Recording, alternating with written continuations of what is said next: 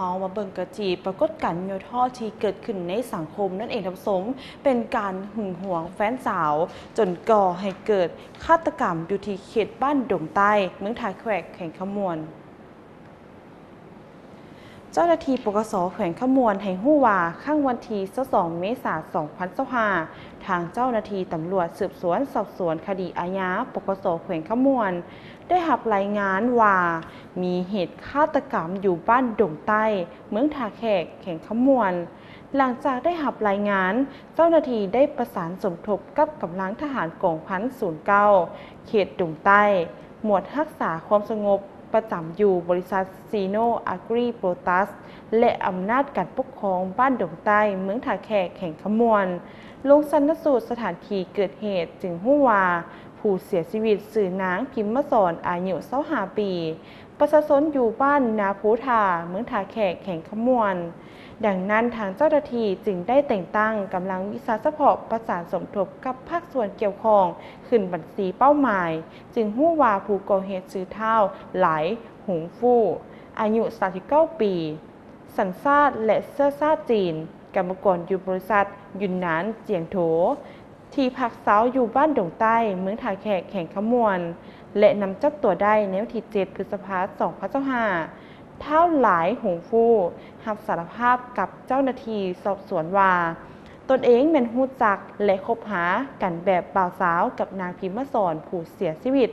ซึ่งผัวพันไปมาหาสู่กันเป็นประจำพร้อมทั้งได้ส่งเสียให้เงินนางพิมพ์สอนใช้จ่ายต่อมาเวลาประมาณ 7:00 ของวันที่22 เมษายน 2025นางพิมพ์สอนผู้เสียชีวิตได้ย่างไปหาเท่าหลายหงฟู่อยู่ห้องแถวเพื่อไปถามเอาพาสปอร์ตนำเท่าหลายหงฟู่เพื่อจะข้ามไปประเทศไทยแต่เท่าหลายหงฟู่ตอบว่าบ่เห็นเจ้าบ่ได้เอามาให้ข่อยไว้จากนั้นเท่าหลายหงฟู่จึงขอมีเพศสัมพันธ์มีสัมพันธ์กับนางพิมพ์สอนผู้เสียชีวิตแต่ผู้เกี่ยวนี่ขัดขืนบ่ยอมให้พร้อมทั้งเว้าตื่มว่าให้ไปส่งพาสปอร์ตให้อยู่ห้องคอยเด้อแล้วนางพิมพ์สอนย่างกลับมาห้องของตนจากนั้นเท่าหลายหงฟู่จึงได้ย่างไปถามนางพิมพ์สอนว่าเจ้าสิไปไส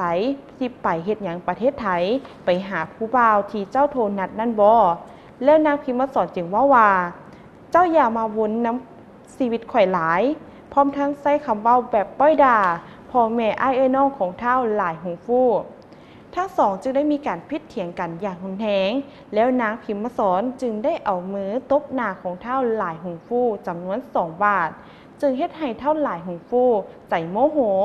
เข้ามายุ่นางพิมพ์สอนจนล้มลงใส่เตียงนอนแล้วใช้มือขวาบีบคอจนสายคอค้ำขาดออกแล้วใช้มือซ้ายข่มบ่าพร้อมบีบคอประมาณ5 นาที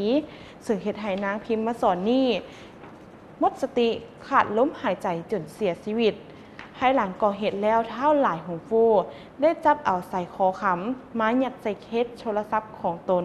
แล้วเอาโทรศัพท์ของนางพิมพ์สอนยัดใส่ถุงโซงแล้วย่างออกไปห้องของตนเพื่อซอกหาวิธีมาทำลายหลักฐาน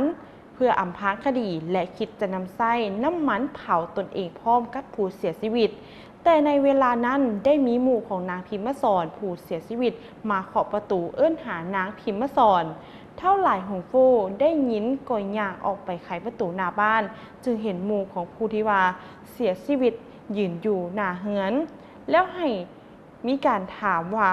มหานางพิมพ์สอนผู้เสียชีวิตและสั่งความไว้ว่าบอกเล้าแน่เมของเล้าให้เมื่ออยู่เฮือนที่ปั้นนาภูทาเท่าหลายหงฟู่จึงตอบแล้วว่าอยู่ในห้องแล้วสิบอกให้หลังจากนั้นเท่าหลายหงฟู่จึงได้ย่างออกจากห้องและอัดประตูห้องเข้าและย่างออกมาห้องพักของตน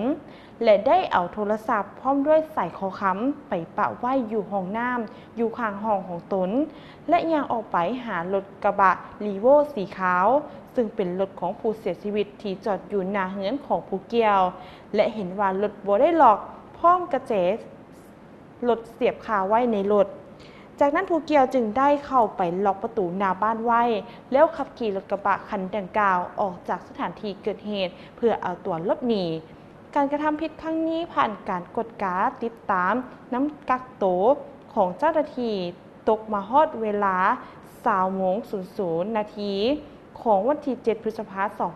2025 เจ้าหน้าที่จึงได้พบเห็นเท่าหลายหงฟู่ผู้ก่อเหตุฆาตกรรมกำลังกินข้าวอยู่ร้านอาหารแห่งหนึ่งอยู่บ้านดงใต้เมืองท่าแขกแข่งขมวน